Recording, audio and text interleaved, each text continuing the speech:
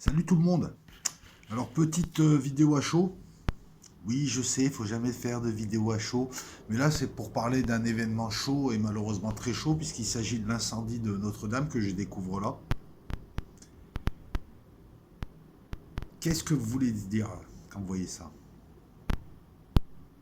Aujourd'hui, on a eu coup sur coup deux funestes présages. Alors Notre-Dame, pour ceux qui ne savent pas, Notre-Dame est une cathédrale. La première pierre de Notre-Dame a été posée par Charlemagne, la dernière par Philippe Auguste. Que je dise pas de bêtises, il faudrait que j'aille vérifier. Notre-Dame, c'est Notre-Dame de Paris. Bon, bah, vous connaissez l'œuvre de Victor Hugo, mais il y a Notre-Dame de Paris. En fait, pour faire simple, Notre-Dame de Paris représente la catholicité. La France est la fille aînée de l'Église. Donc, Notre-Dame représente plus que les chrétiens, les catholiques. Et on va remettre ça dans le paysage eschatologique, sachant que certaines eschatologies prônent la destruction des dômes par Ishmaël. Attention, attention, attention, attention. J'ai pas dit que des gens étaient venus pour provoquer ça, parce que c'est un incendie d'ordre divin. C'est la catholicité qu'on brûle. Non, parce que au départ, je me suis dit, c'est bizarre, hein, et en ce moment, il y a plein de profanations d'église, d'incendies d'église, mais en fait, lorsque tu enquêtes un petit peu et tu enquêtes sérieusement, hein, il y a eu l'église Saint-Jacques à Grenoble, tu as l'église Saint-Sulpice aussi, d'origine criminelle, en mars. Grenoble, c'était en janvier. Puis du beau monument, hein. C'est pas de la petite église en rondin dans une forêt, même si. Alors je cherche mes mots. Non, non, mais moi ça me choque ce genre de choses, hein. Vous avez des églises à Lavore, vous avez des églises à Nîmes qui sont plus ou moins saccagées, c'est devenu quotidien. Mais ne me faites pas dire ce que je n'ai pas dit et ce que je n'ai pas pensé, ou alors je l'ai pensé un petit peu. C'est qu'à un moment donné, je me suis dit, il y a peut-être un lien, peut-être qu'on veut provoquer les gens, provoquer l'émotion, provoquer des réactions. Non, non, moi je pense que c'est un incendie criminel et qu'il est plutôt que le feu est plutôt d'ordre divin, on va le dire comme ça, et que c'est un symbole funeste. Et le deuxième symbole, donc Notre-Dame représente la France, le peuple français et la catholicité, ce qui est visé en ce moment, hein. Ils servent de l'islam pour détruire les catholiques, hein, ou en tout cas ils essayent, hein, parce que ça marche pas tout le temps. Ils sont obligés d'inventer un islam à eux pour attaquer les catholiques, mais bref. Et deuxième signe, moi je le vois comme un signe, je regrette, c'est qu'aujourd'hui, Alain Soral, en appel, a été condamné à de la prison ferme et on a prononcé un mandat de dépôt. 1 an. C'est-à-dire que n'importe quel petit délinquant aura un bracelet électronique. Souvent, on repart. Lorsqu'il prend 1 an, souvent, il repart libre comme l'air, hein. Après, il y a des aménagements, il doit aller voir le juge de liberté, il doit pointer, puis on lui met un bracelet électronique. Là, Alain Soral risque la prison ferme. Alors pourquoi il risque la prison ferme? Est-ce qu'il a mangé un bébé? Est-ce qu'il a tué une famille? Non, non. En fait, sur son site, il y a des dessins. On aime ou on n'aime pas. Alors moi, je vais te dire un truc, mon gars, que tu aimes ou que tu aimes pas Alain Soral, c'est toi qui es visé. Alain Soral, il représente le français de souche. Là, je l'utilise, le terme. Bah oui, je l'utilise quand il s'impose. Il représente la France. Qu'on le veuille ou pas, qu'on aime ou pas ses idées, c'est pas le problème. On n'est pas là pour juger les gens. Il représente une certaine France. Il représente un lien avec la tradition. Qu'il la pratique ou pas, c'est pas important. Et là, coup sur coup, aujourd'hui, on a attaqué la catholicité et la France à 2 reprises. Qu'est-ce qu'il a fait? C'est très simple. Il a un site, tout le monde le connaît, Égalité et Réconciliation. Sur ce site, une fois par semaine, il y a les dessins du mois, les dessins de la semaine, pardon. Certains dessins sont sélectionnés. Ils ont sélectionné certains dessins. Ils ont sélectionné un dessin où il y avait. Alors, c'était une parodie d'un dessin de Charlie Hebdo, qui lui peut tout se permettre par contre. Parce qu'il faut avoir des morts dans un attentat pour tout se permettre après. Charlie Hebdo avait caricaturé le génocide rwandais. C'est un génocide, c'est un vrai génocide, en montrant le chanteur belgeo-rwandais, j'arrive plus à me rappeler son nom, en le montrant et en reprenant un de ses titres, Papa Outé, je crois. Et derrière, on voyait des Rwandais, enfin des membres de Rwandais disloqués de partout. Ça a provoqué aucune émotion. Les gens ne se sont pas dit ça pouvait affecter les Rwandais, surtout que ça date de 94, c'est encore frais. Je veux dire, comment dire, ça date de quoi? D'une génération. Donc, beaucoup de gens ont connu ça. Ça dérange pas. Alain Soral a repris un dessin, donc d'un dessinateur, je ne sais plus lequel, puis bon, c'est pas très important, euh, sur lequel on avait remplacé ce chanteur. Ah, comment il s'appelle, chanteur? Excusez-moi, là, je suis vieux. Ah, c'est simple, hein. Papa ou T. Stromae. Stromae, voilà.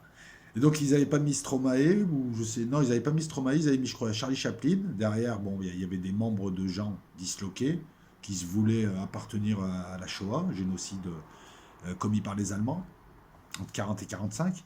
Et c'est marqué Shoah ou T. C'est un dessin. Il n'a tué personne.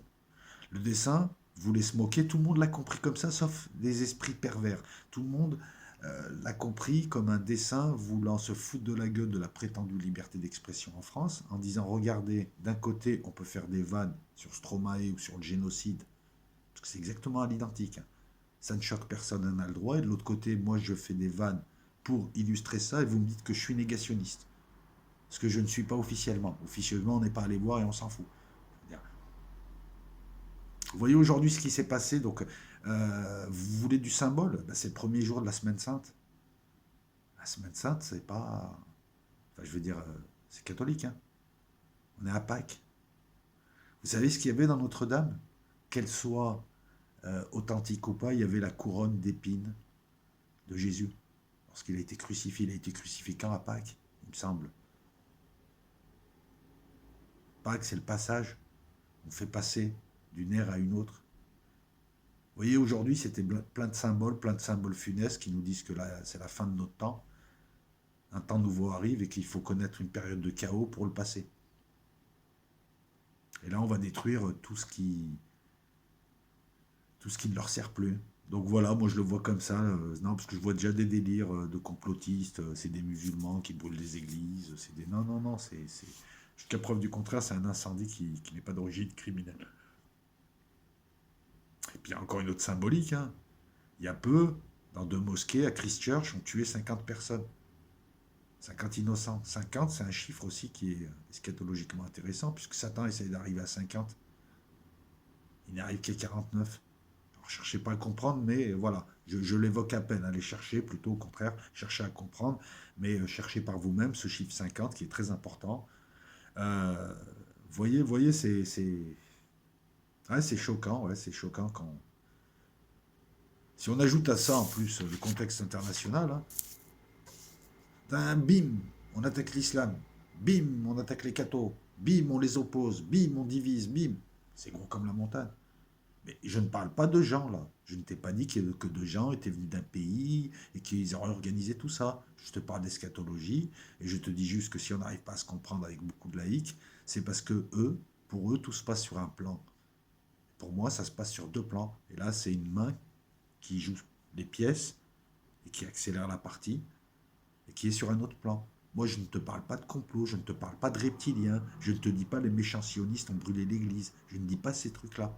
Donc, qu'on soit clair aussi, parce que tu as des gens qui ont la comprenette difficile.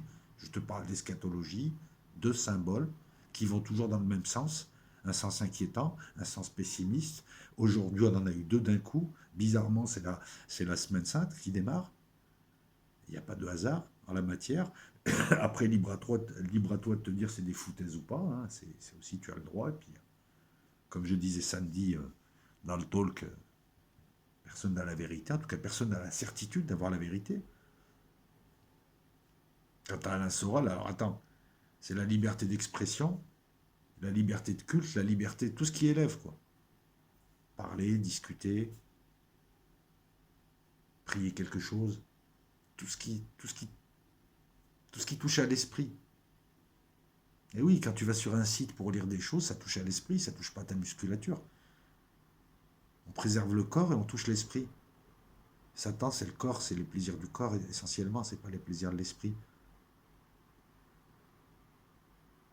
On pourra en rajouter, hein, tout un tas. De toute manière, dans les heures qui vont venir et dans les jours qui vont venir, on va avoir tout un tas de choses à dire là-dessus. En tout cas, sur cet angle d'analyse. Il y a d'autres angles d'analyse, mais donc le gars, il a repris un dessin Et on lui a dit, t'es négationniste. Et ceux qui ont fait la même chose, eux, ils ont le droit. Parce que dans les deux cas, on pourrait parler de négationnisme, hein. Le génocide rwandais, on pourrait dire, voilà, ils ont nié. C'est ça qui est. Et ils ont condamné, alors, ce qui est encore. Je pense qu'ils ont voulu vraiment qu'on voit que ce soit un symbole. Ils ont condamné l'avocat d'Alain Soral. Ils ont condamné l'avocat, mais ça s'est jamais vu. Je crois que même. On parle de Corée du Nord. Bon, en Corée du Nord, ils l'auraient tué, l'avocat. C'est une autre affaire, mais au moins, ils ne se cachent pas là-bas. C'est impressionnant. C'est impressionnant. C'est impressionnant. Ils ont condamné un avocat à une amende parce qu'il aurait publié les conclusions, c'est-à-dire le procès. C'est public le procès, ça appartient à tout le monde, les conclusions. Les conclusions, c'est le rapport à la fin. Voilà, ils ont dit ça, ils ont décidé ça en vertu de ça, etc. Il les a publiés, donc on l'a condamné pour du négationnisme. L'incrimination exacte, je ne l'ai pas. Je pourrais aller la voir, mais c'est lié de toute manière à la condamnation d'Alain Soral. Et on était en appel et ils ont condamné plus lourdement. Ils ont, oui, ils ont condamné plus lourdement Alain Soral. C'est deux symboles qu'on est, alors on est 23h57, donc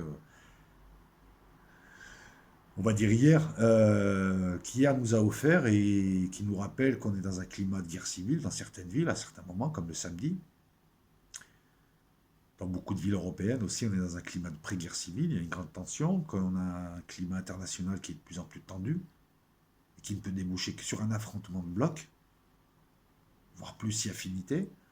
Je vous rappelle que l'OTAN et la Russie ne collaborent plus du tout, sur rien du tout. Ils ne se parlent plus, depuis janvier. Avant, ils se parlaient pour tout un tas de trucs, pour régenter les vols dans telle zone, et que tu as la flotte de l'OTAN, je ne sais pas ce qu'elle fait en mer Noire, mais elle va chauffer tout le monde en mer Noire. On est à deux doigts de l'affrontement. Si cette année, entre maintenant et on va dire septembre-octobre, il n'y a pas d'affrontement, ça n'a rien y comprendre, parce que là, c'est tendu de chez tendu. Et vous voyez, donc on a ces présages qui indiquent quoi? Bah, qui indiquent une guerre en Europe, hein, qui suivra une guerre au Moyen-Orient. Alors, je ne suis pas le seul à le dire, hein, puis je ne suis pas le premier à le dire, il faut être honnête, hein. Mais de plus en plus, les événements donnent raison à ceux qui l'annoncent. Voilà, c'était à chaud. Deux nouvelles pas très rigolotes, pas très sympathiques, hein. Et pour ceux qui me diront, ouais, Soral, n'ayez pas une vue courte, une courte vue. Aujourd'hui, c'est Soral, demain, c'est toi.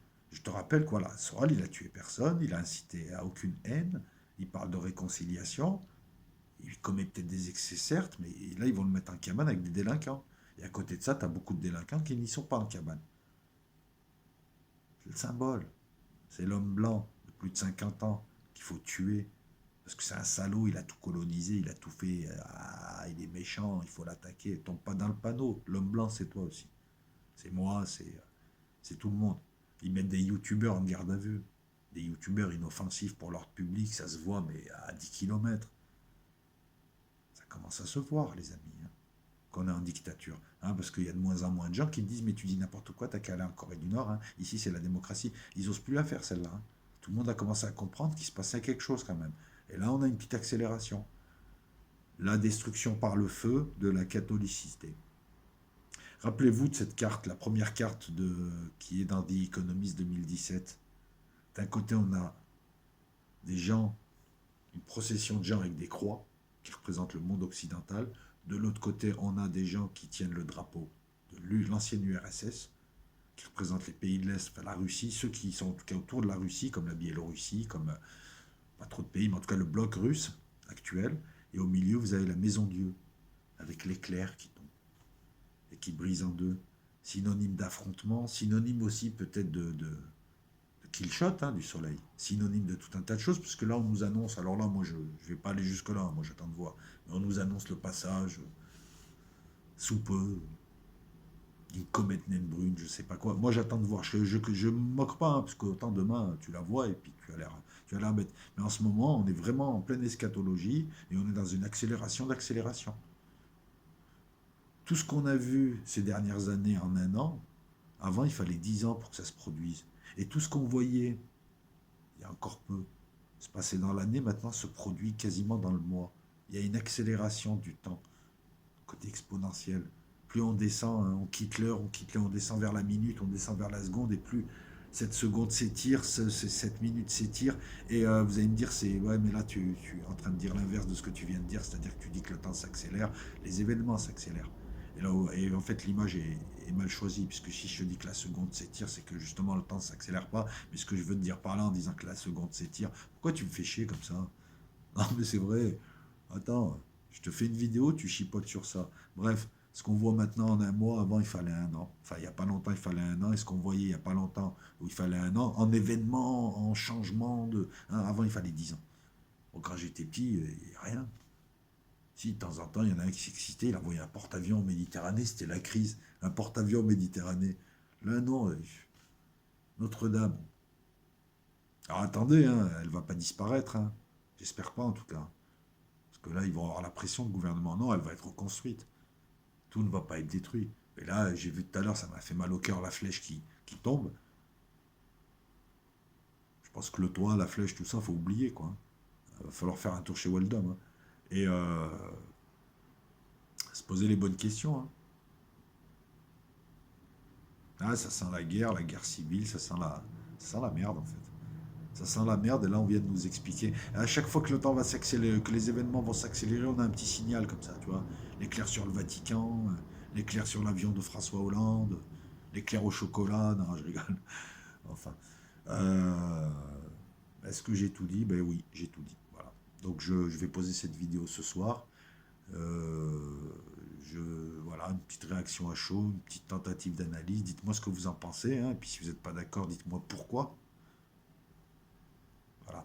Ciao.